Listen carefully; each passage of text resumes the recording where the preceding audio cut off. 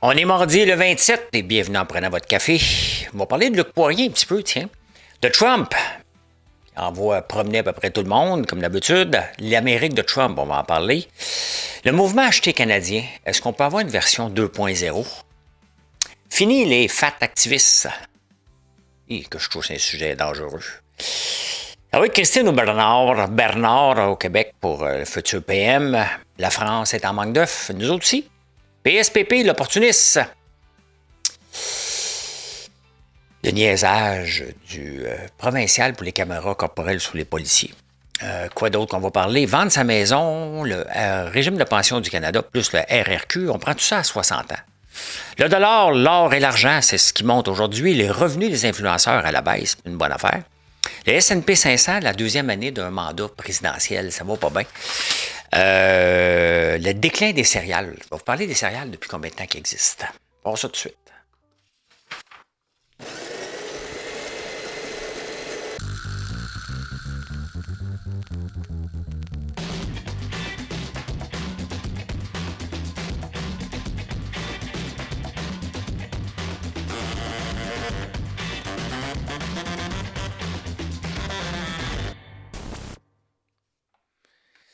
Enregistrer un show tout seul comporte quelques défis des fois. Et ma femme de ménage a pesé sur le bouton pour le micro.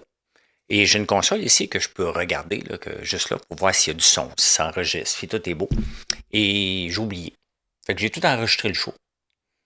Sans parler. Je suis obligé de le refaire au complet. Je recommence à zéro.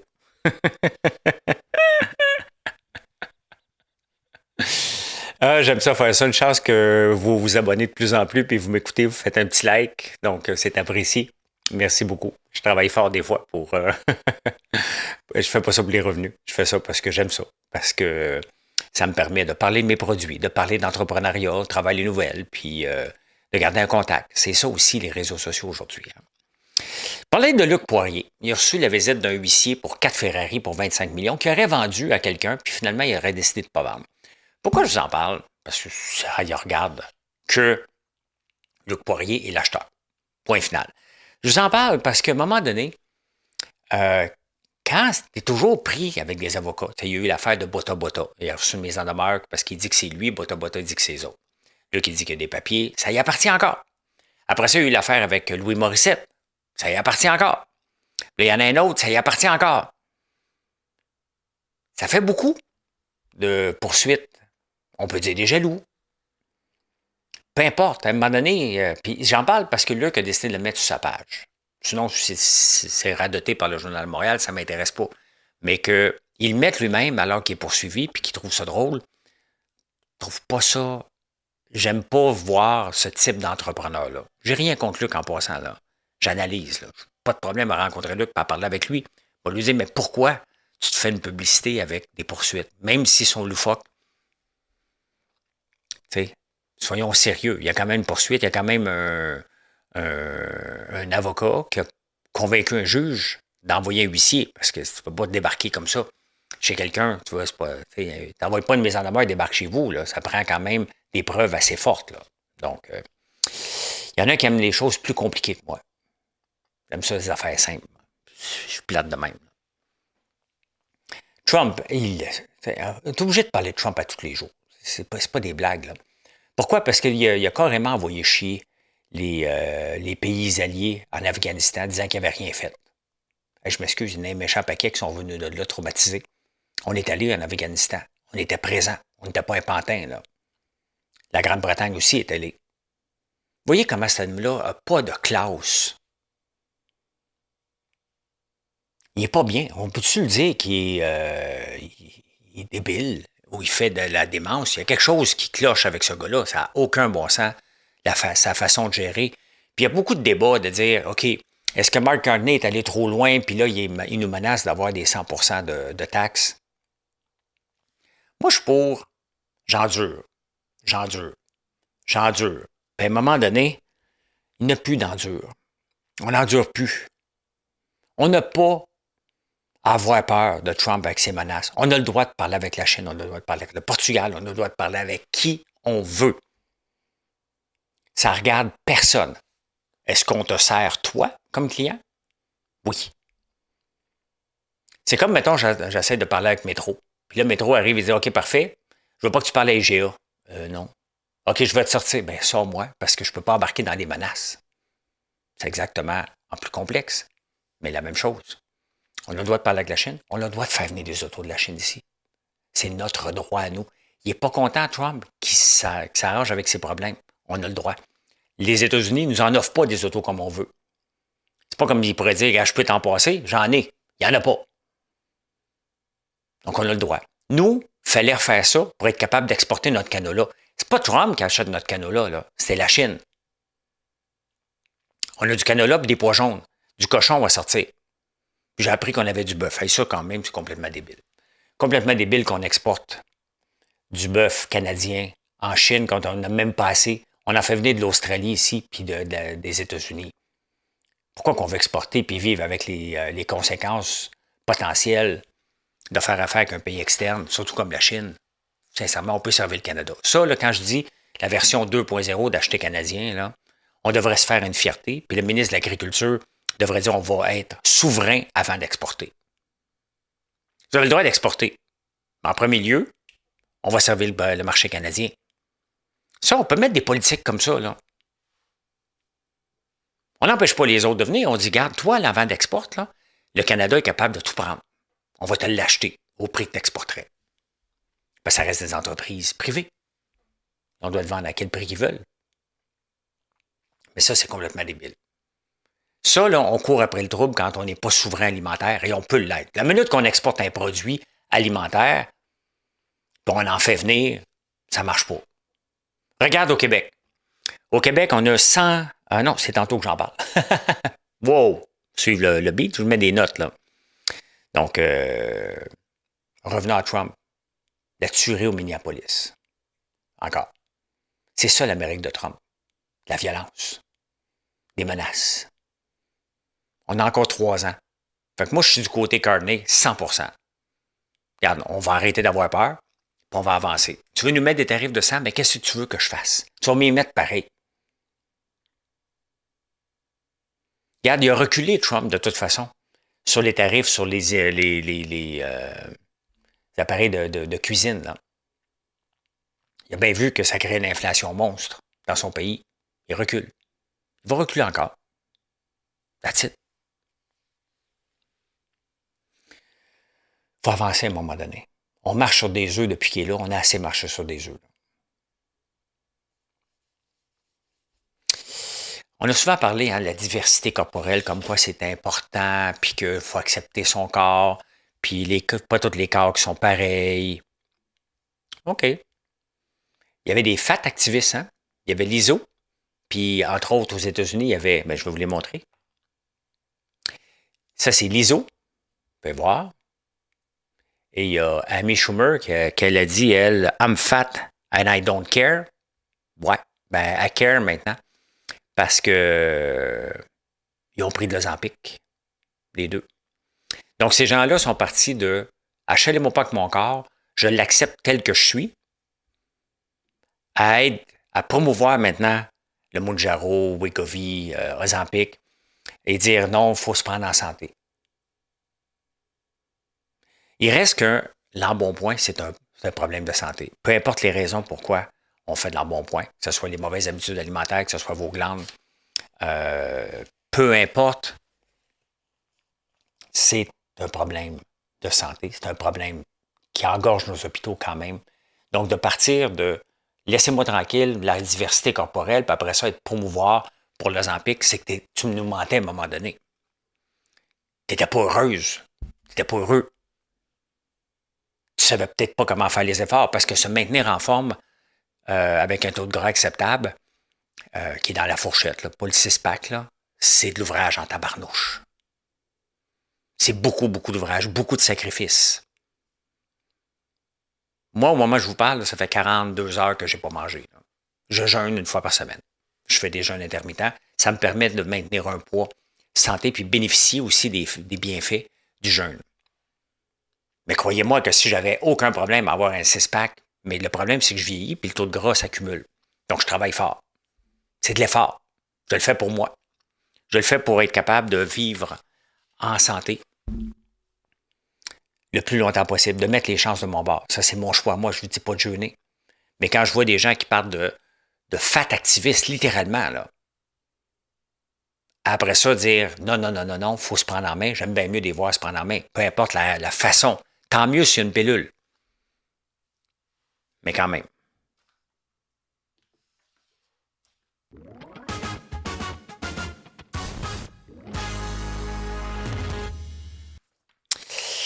Quand même. Il faut se prendre en main. Un petit effort, une petite marche. Pas là, il fait moins fret. Il fait moins. Hein? Il fait beaucoup trop froid. Ben, ça va être Christine ou Bernard, hein, pour la CAQ. Ils sont pas capables, j'écoutais des entrevues, là. Les deux sont pas capables d'admettre que Nordvolt est une erreur, que la filière batterie est une erreur. Taïga, Lyon, Nordvolt. C'est des erreurs. Tu sais, si la CAQ veut revirer de bord, là, on les veut plus. Puis ils continuent à admettre qu'ils n'ont pas fait d'erreur dans la filière batterie. On s'en fout, François Legault part, là. Tu veux t'assumer, là? OK? Je veux bien croire que tu as peur de le froisser, là. Mais Nordvolt, c'est une erreur. Mettez-le sur le dos de Fitzgibbon, il n'est plus là. C'était une erreur monumentale de donner autant d'argent à une start-up qui n'avait rien prouvé. Il aurait fallu donner la même chose à une entreprise chinoise qui maîtrise déjà les batteries, pas qui va apprendre à faire des batteries. Les deux ne sont pas convaincants. Bernard, il veut être premier ministre. C'est ça qu'il veut. 6 mois. Merci, bonsoir. La CAQ s'en va vers zéro, là. S'ils ne se réveillent pas et qu'ils ne nous disent pas la vérité, qu'ils ne nous convainquent pas, Paul Saint-Pierre Plamondon, là, il dit à peu près n'importe quoi. C'est un opportuniste. Là, il fait juste parler de Mark Carney. Mark Carney est une superstar en ce moment. Il a peut-être manqué son coup sur l'histoire des plaines d'Abraham. OK, parfait. Mais il se tient debout en ce moment. Puis jusqu'à preuve du contraire, je vais applaudir quelqu'un qui se tient debout parce que je suis tanné qu'on se met à plat ventre devant Trump. C'est assez. C'est pas comme ça qu'on peut avoir un deal. C'est pas comme ça que vous voulez gérer votre vie. C'est pas comme ça que vous voulez avoir une relation de couple, de vous plier, de vous mettre à plat ventre devant quelqu'un qui est colérique, qui fait des crises. Vous vivez dans une relation de couple comme ça? Si oui, est-ce que vous êtes heureux? Non. Est-ce que vous aimeriez ça partir? Peut-être. Est-ce que vous avez les moyens de partir? La réponse est non.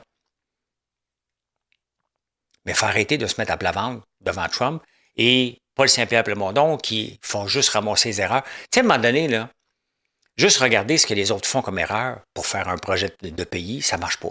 C'est quoi le projet de pays de Paul Saint-Pierre Plamondon, vraiment? Que le fédéral nous vole de l'argent? Regarde, c'est un vieux discours. C'est un vieux discours. Montre-nous comment on va être riche. Tu veux convaincre des gens, là? Montre-nous comment tu vas être riche, Paul Saint-Pierre. Arrête tes discours. T'es trop colérique. L'affaire, tu vas passer, là, parce que la CAQ nous ment en pleine face. La CAQ s'effondre. Bernard et Christine Fréchette s'effondrent. Christine Fréchette, qui n'était même pas assez forte dans un premier mandat, avant que Fitzgibbon parte. Là, maintenant, on la voit premier ministre. Elle n'est pas convaincante du tout. Puis Bernard, ben lui, c'est un trip. Je pense que Bernard va faire un bon premier ministre pour 6 mois. Mais ils ont peur de froisser l'autre. À un moment donné, tu n'as pas à froisser personne. La personne que tu dois froisser, tu dis, regarde, mon gouvernement l'a échappé là-dessus. On va surveiller, faut l'admettre, là, ça a coûté de l'argent. Ça a coûté de l'argent, la filière batterie. Puis c'est ça qui les a amenés. On ne les croit pas au point de vue économie. La France est en manque d'œufs. Ouais. Pourquoi? Parce qu'il y a les mêmes règles ici, des quotas, la réglementation. 13% des magasins sont tout le temps en rupture de stock. C'est énorme. Tu arrives à ton marché, pas d'œufs aujourd'hui. C'est énorme, là. Ici aussi, on n'a produit pas assez. On a 195 producteurs au Québec. Une moyenne de 30 000 poules, 28 577. On achète des œufs de l'Ontario. Tu sais, première étape pour un peuple, là, c'est d'être souverain dans sa province. Deuxièmement, être souverain dans son pays. Être souverain dans son village. Village, région, mettons comme moi, Notre-Dame-la-Paix. On peut être souverain, j'achète mes patates de là. Bon, parfait, il n'y a pas grand-chose d'autre à acheter. Le reste, il faut que je l'achète ailleurs. Parfait, je m'en vais au Québec. Qu'est-ce qu'on fait pousser au Québec? Canada. Après ça, le monde. pas normal qu'on ne soit pas souverain sur les œufs au Québec. Voyons, si on met des quotas tabarnouche puis on en achète dans l'Ontario, comment voulez-vous qu'on crée une richesse? Vous voyez bien que ça n'a pas de sens, là. Donc, pourquoi qu'on n'augmente pas les quotas? Je ne dis pas de les défaire, mais pourquoi qu'on ne les revoit pas? Sont où les producteurs de 1000, 2000, 3000? Moi, avoir 30 000 poules, ça ne m'intéresse pas. En avoir 3000, ça fait ma job. On peut avoir des quotas spéciaux. Avoir un poulailler plus vivable, avoir un revenu d'appoint. Une ferme de poules, c'est 14 millions que ça vaut. On chiale contre les États-Unis avec leurs méga fermes laitières. C'est exactement ce qu'on a fait avec les poules ici. 30 000 poules, c'est quand même beaucoup de poules, là. Peut-être qu'ici, on n'a pas des fermes laitières aussi grosses qu'aux États-Unis, mais dans les poules, puis on en manque. On a des quotas, donc on ne peut pas en exporter. Il faut être capable de profiter des faiblesses des autres pays pour s'enrichir en leur offrant des produits qui manquent. On mange des œufs. On a besoin de cette protéine-là maintenant. On court après les protéines. Vous voyez, j'ai parlé de fat activiste tantôt avec l'Ozempic. Donc, on mange de plus en plus de protéines, puis tantôt, je vais vous parler des céréales. Quand est-ce qu'on va se réveiller? Il est où le ministre de l'Agriculture du Québec? Il est où le ministre de l'Agriculture du Canada? Y a-t-il moyen qu'on se réveille? Vous n'êtes pas tanné de voir ces choses-là? De voir des pays qui sont en pénurie, puis nous autres, on en achète d'ailleurs alors qu'on a des quotas ici. Je vous parle, là, j'ai une boule à l'intérieur. Ça me dérange vraiment, vraiment. L'autre chose qui me dérange, c'est le niaisage. Regardez ici, là, au Québec, on n'a pas de caméra corporelle sur les policiers. Il n'y en a pas. Montréal en veut. Longueuil aurait dû en avoir avec l'affaire du jeune, là. Il n'y en a pas. C'est le provincial, il faut qu'il regarde ses lois puis les juges. Voyons, si on est en 2026, c'est soit que tu as une preuve avec un téléphone cellulaire de quelqu'un qui est de mauvaise qualité ou tu as la caméra corporelle du police. Si on avait la caméra corporelle du policier à Longueuil, on le saurait tout de suite ce qui serait passé. Il y a une fusillade là, avec un itinérant la semaine passée. On l'aurait vu tout de suite. Qu'est-ce qu'on attend? On est en 2026. Comment ça se fait que même Valérie Plante, elle le voulait en 2021? On est encore en train de niaiser avec ça. Fadi Daguerre, la superstar, qu'est-ce qu'il fait pour faire avancer ce dossier-là? Ça, c'est du niaisage. C'est des dossiers qu'on ne devrait même pas se poser. Regarde, caméra corporelle, c'est fait. Projet pilote. Il y en a partout dans le monde. Pas besoin de faire un projet pilote pour voir si ça va marcher ici. Tu filmes tout. Point final.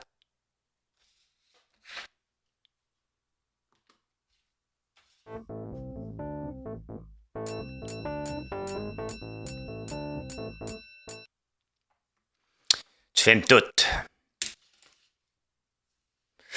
On va aller voir les marchés un petit peu. Qu'est-ce qui se passe?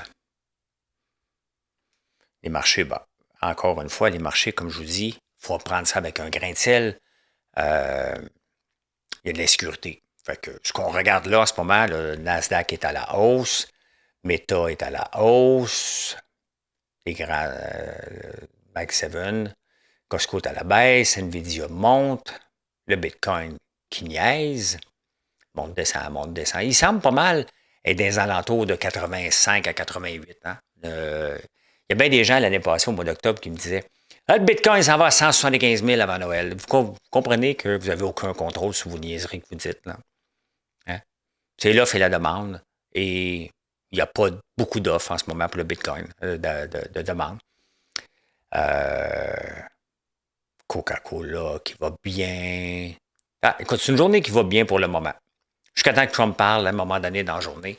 Et ça va bousiller. Mais ce qui m'inquiète, pas ce qui m'inquiète un peu, ce qui me touche particulièrement, c'est la remontée fulgurante du dollar canadien. 73 cents. C'est très bon si on fait des achats aux États-Unis. Là. Vraiment, vraiment.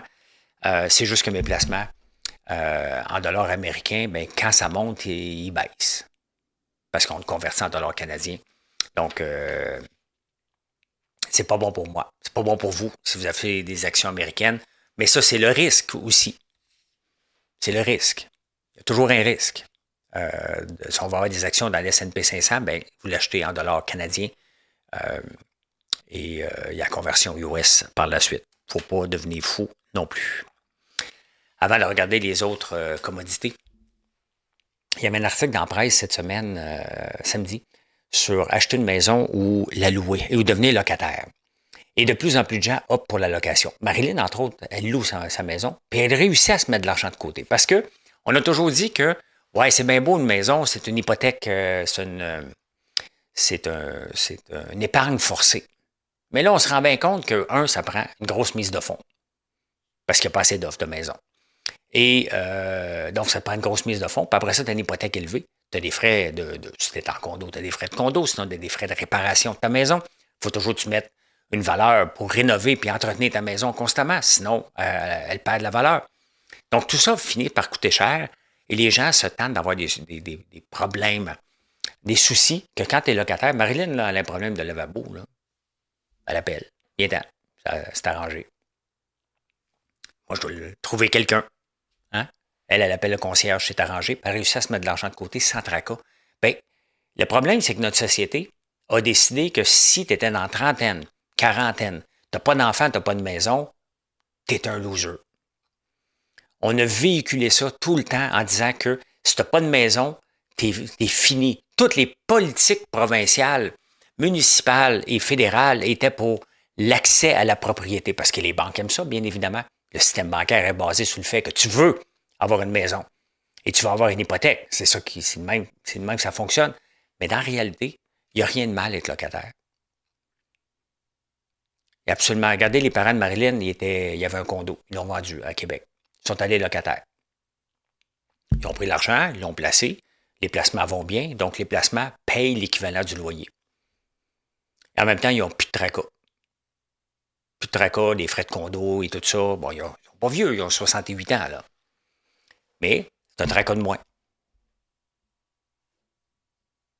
C'est ça. Donc, non, tu n'es pas loser.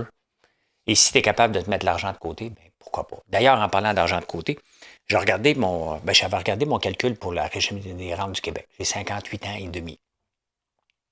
Donc, j'ai calculé que si je le prends à 60 ans, j'ai 707 $. Si j'attends à 70 ans, j'ai 1400 $. Maintenant, j'ai fait le même calcul avec le régime de pension du Canada que j'ai le droit. Donc, je vais avoir le droit à 542 $, donc à peu près 1250 par mois que je vais avoir le droit à 60 ans. Je suis imposé dessus. Donc, je suis imposé au taux maximum. Donc, il va me rester 620 $. L'équivalent pour pouvoir mettre dans mon CELI. Donc, c'est exactement ce que je vais faire. Parce que je vais être imposé aussi à 70 ans. De toute façon. Fait que moi, je vais les prendre les deux à 60 ans. Je vais les mettre je vais payer les impôts. Je vais le mettre le reste dans mon CELI. On a le droit jusqu'à 7 000 en date d'aujourd'hui. Si ça monte, tant mieux. Si ça ne monte pas, bien, je vais mettre 7 000 $ par année dans mon CELI et le faire fructifier. À partir de 70, 71 ans, je vais pouvoir l'utiliser tout en continuant à recevoir. Et j'avais fait le calcul l'autre jour. Donc, moi, j'ai décidé que c'est ça que j'étais pour faire. Je pense que les marchés performent mieux que le gouvernement. Le régime de pension du Canada rapporte à peine du 6 quand ça va bien et la caisse de dépôt rapporte des peanuts.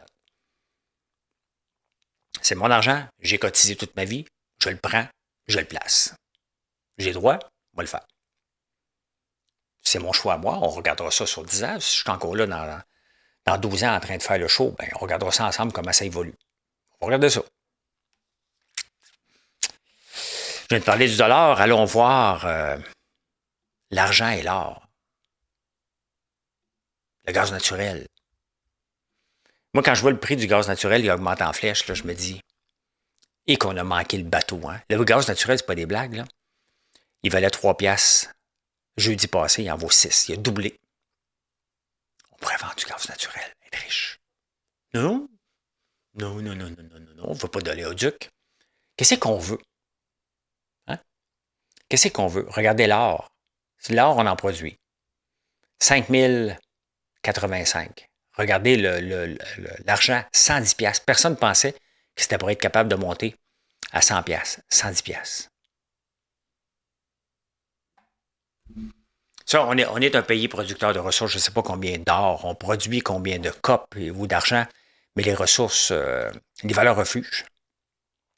En même temps, le gaz naturel, ben, les gens en ont besoin partout. Nous autres, ici, on pourrait en avoir besoin. Il faut faire bâtir des. On a déjà une à Bécancour qu'on va rallumer enfin, là, on va se réveiller. Là. Mais il n'y a rien de mal à faire de l'électricité au gaz naturel. On n'est pas capable de s'entendre de toute façon avec les Autochtones. Jamais ça prend une éternité pour bâtir de nouveaux barrages. Produire des centrales électriques au gaz naturel. Pourquoi pas?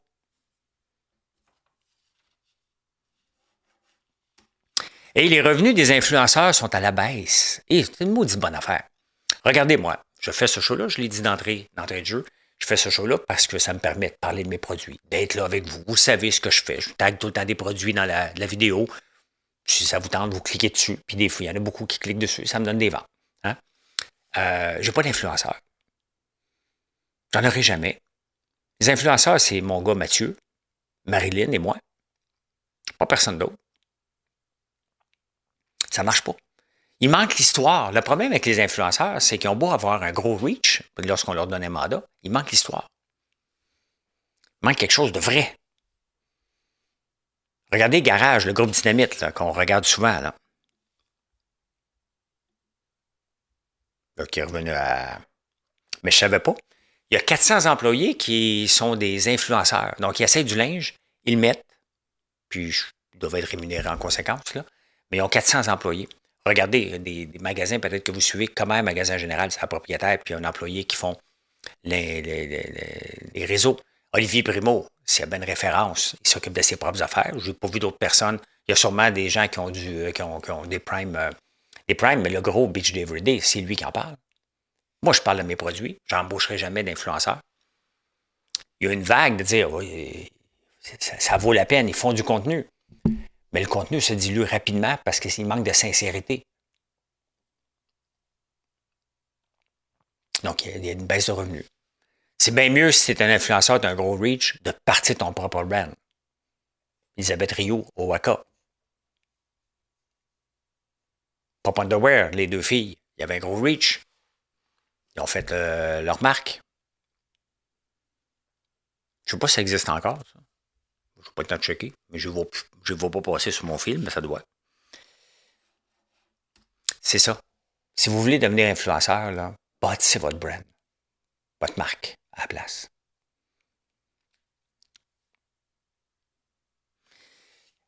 On a Trump.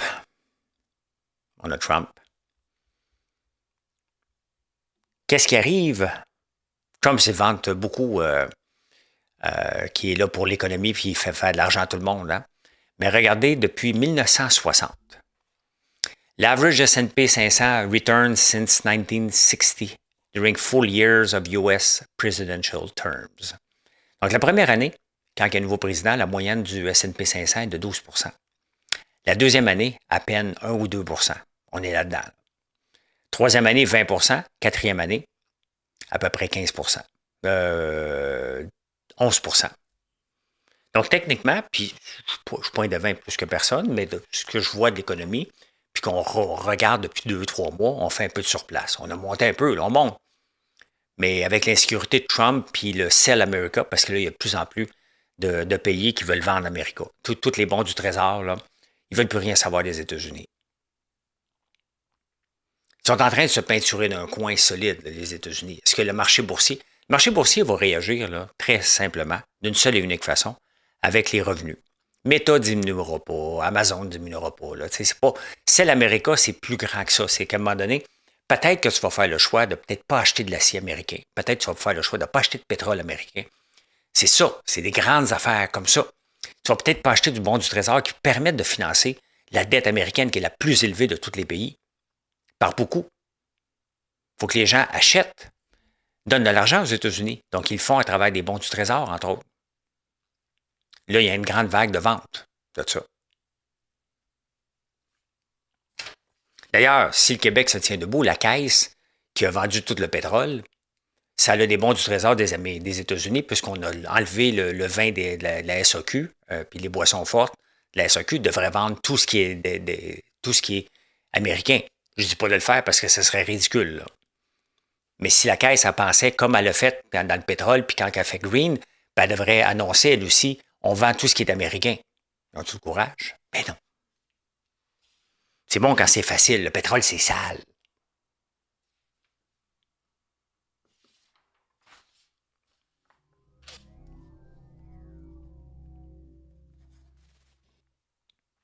C'est pas propre du pétrole, là.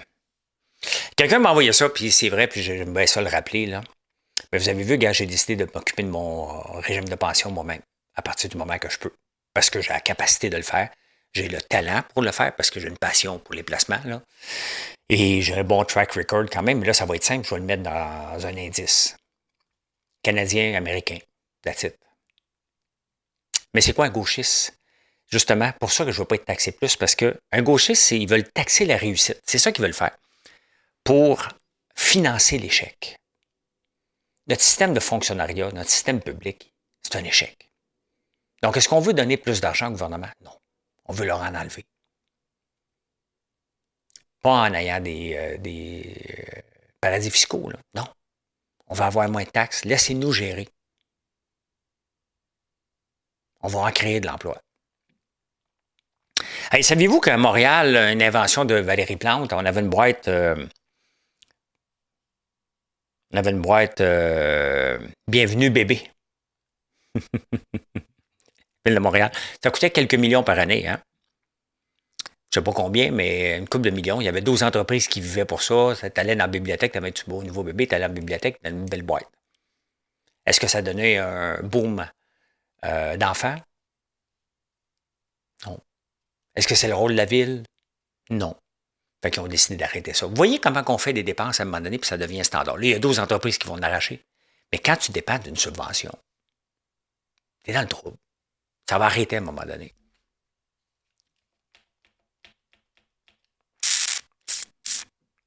Voilà. Mangez-vous des céréales le matin? Bien, il y a un déclin non négligeable, hein, 9 de moins le matin. D'ailleurs, on n'aurait jamais dû manger des céréales le matin. C'est bon, là, mais c'est une collation. Cornflakes existe depuis 120 ans.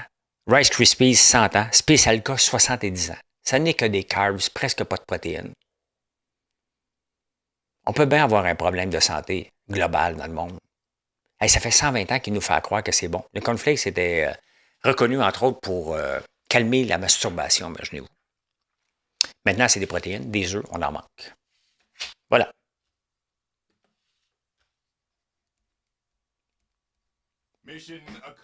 Merci d'être là. Je vous souhaite une excellente journée et venez nous voir sur françoislambert.one et on s'en parle demain. Bye.